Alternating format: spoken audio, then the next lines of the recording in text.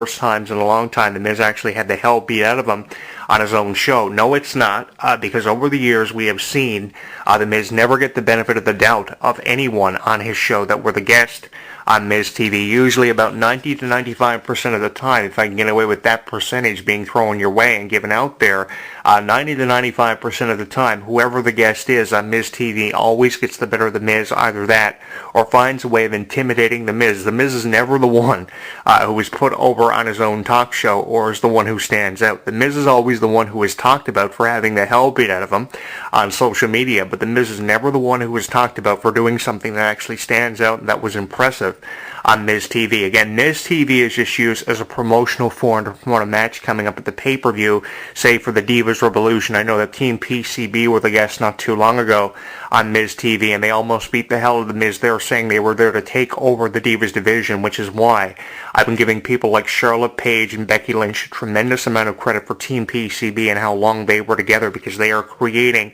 phenomenal storylines. They have been creating phenomenal storylines for a really long time and still are creating a phenomenal storyline between themselves. And in the mix you have Sasha Banks thrown in there as well after Team Bad. We saw that severance a couple of weeks ago, and we've seen them turn on Sasha Banks. So obviously she's going to be the one who's going to be the breakout star from there. And then you have Tamina and Naomi, who are going to try to hold Sasha Banks down and do everything they possibly can to keep her from winning that Divas Championship for the first time in her career after previously having won the NXT Championship like so many have done before Sasha in the past, like Charlotte, who is your current Divas Champion. But again, Miz TV used as a promotional form. The Miz TV show was also recently used as a promotional form to hype up for AJ Styles and his debut. Right now the focus in WWE seems to be, yes, on AJ Styles, but it's not AJ Styles and The Miz. We have seen a match between The Miz and AJ Styles, but again, it was used as a promotional form to hype up for Chris Jericho versus AJ Styles 2, which I think is next week actually on SmackDown. And I really appreciate this program really early in the year, by the way, guys, that we are seeing between AJ Styles and Chris Jericho, which again is happening for the first time ever. It never happened in TNA Wrestling. It never happened on the Independents. It never has happened in WWE, and it's only happening now. So I really appreciate what's happening here with AJ Styles and Chris Jericho. But again, the Miz's TV show, or the Miz's segment, whatever you want to call it, is just being used as a promotional form, and it really does not need to be going this way for the Miz. And you're kind of left in a position wondering if the Miz is going to find a way of turning his whole career around. But I don't think after 10 plus years in WWE there really is a way of turning your career around or saving it for yourself unless you win the Money in the Bank a second time. You're planning on doing that and cashing it in when we least expect it in the way of Seth Rollins. And in my opinion, nobody can top how Seth Rollins cashed in the briefcase, becoming the first individual to do that on WrestleMania's stage and come out and win the championship in a match with Brock Lesnar or Roman Reigns. There's going to be a long time in between Seth Rollins cashing in that briefcase and somebody who cashes in the briefcase that actually is very impressive and tops what Seth Rollins did a very long time away. We are from seeing that happen. So unless The Miz plans on doing something absolutely unpredictable and unbelievable,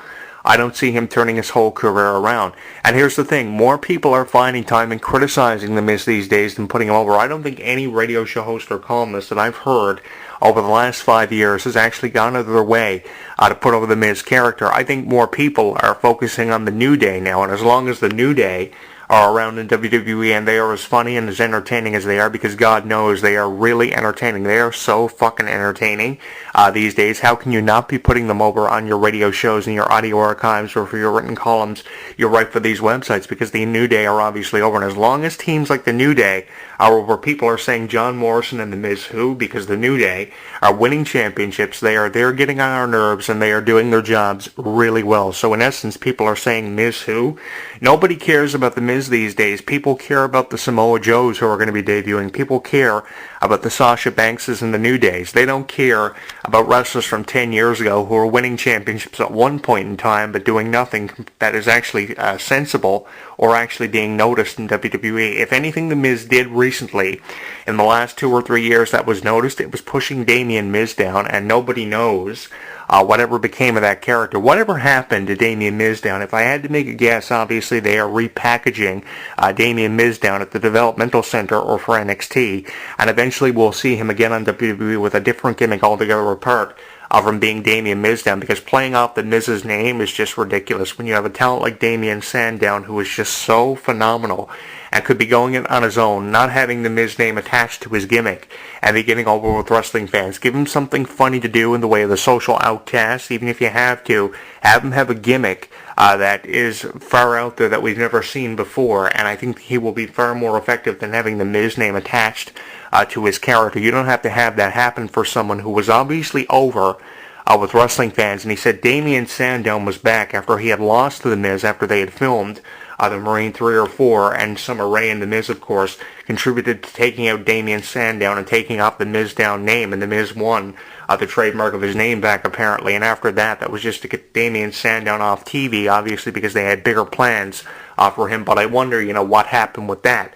And before that, then it was the Miz and what he did for Daniel Bryan. The biggest success story to come out of the Miz and being a pro for anyone, it was Daniel Bryan, obviously, because he was the father of the Yes Movement. That's one thing I concur with, and I agree with The Miz. If there's anything that I agree with what The Miz has done, obviously being a pro for Daniel Bryan is his biggest accomplishment on his resume. Yes, over 12 championships is very impressive, but the biggest thing The Miz has done that's actually relevant in the last couple of years is actually pushing Daniel Bryan and contributing to creating that wrestler, because that wrestler is one of the biggest wrestlers we have seen in a really long time. Yes, being trained by Shawn Michaels, being put over by Triple H in the main event of WrestleMania 30, and going all the way to beating Randy Orton and Dave Bautista in that triple threat match. Again, triple threat matches is one thing we see enough of at WrestleMania, but again, beating Triple H and winning that triple threat match with Orton and Batista on the same night, beating 3 of the former Evolution members, says a lot for your career and your legacy, which obviously Daniel Bryan has cemented and gone further with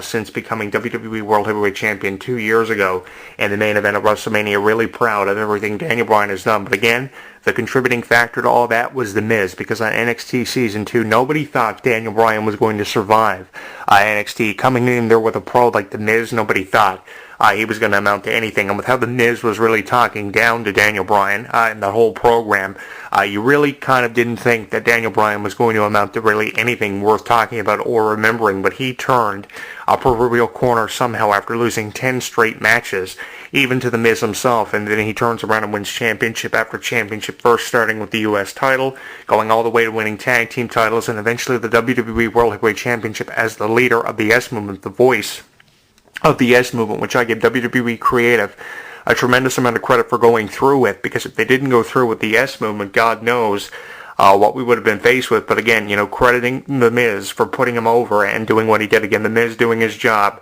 really well, no matter how much he gets on our nerves. And once again, I'll clarify it for you. I understand how wrestling psychology has worked and worked for over 20 years. I've been watching wrestling. I've been watching wrestling since 1995, 1996, and backtrack even further to the history of professional wrestling, when wrestling psychology was a big thing even before I was ever born. I was jumping literally from nut to nut when wrestling psychology was a big thing. And I kind of know a thing or two about wrestling psychology and how wrestlers are put there to get on our nerves. And obviously people like The Miz have gotten on my nerves enough, beyond enough, and have driven me absolutely crazy. And that's why I'm throwing up all these shoot videos. But think about one of the things that The Miz did outside of pushing Daniel Bryan and Damien Mizdown. Forget about those two characters. And think about actually something relevant The Miz did for the last at least 2.5 to 3 years. Winning the Intercontinental title for Raw 1000 to put over Raw's 1000th episode.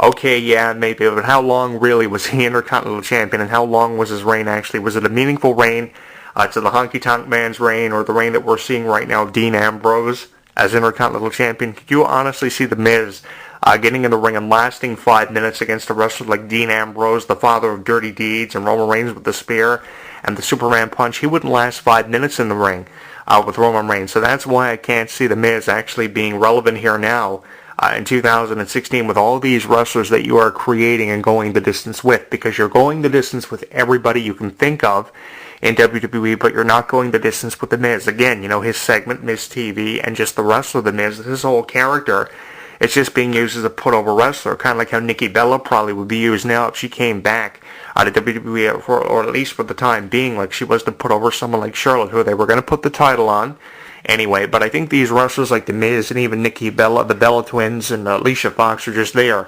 to put over wrestlers who are being created into stars of tomorrow and stars of the future, which obviously you do have to create, because there are wrestlers retiring, deciding they don't want to do this anymore all the time. And these are wrestlers that you had to fall back on years ago, and you don't have them anymore, and you don't have as many new talent technician wrestlers that you did want to have at one point. So you've got to create somebody. So obviously this is why you're seeing people like The Miz being used as these put-over wrestlers, and Miz TV is being used the way that it is. You know, I would like to see far more entertaining Miz TV segments that actually are far more unpredictable, because you knew that The Miz and AJ Styles were going to come to blows, and you knew they were going to have a match to arrive as early as the following SmackDown, and obviously it was used to set up for Chris Jericho versus AJ Styles too, which is going to be a phenomenal match. That video, by the way, guys, has been posted all over Facebook about how AJ Styles and Chris Jericho are going to be having this match, and I am really excited to see what the fall of this match is, because Chris Jericho is playing it out like he respects AJ Styles. And if I've known anything about Chris Jericho over the years, after having worked with people who've interviewed Chris Jericho, one thing about Chris Jericho is he knows how to play up to the crowd. He knows how to make us believe something that may not actually be what's actually going to happen, and then he turns it around and changes it when we least expect it. He does something so unpredictable. Right now, I'm predicting that Chris Jericho is going to play the heel card in the whole AJ Styles thing. Again, this is an example of how irrelevant The Miz is. I'm talking about AJ Styles versus Chris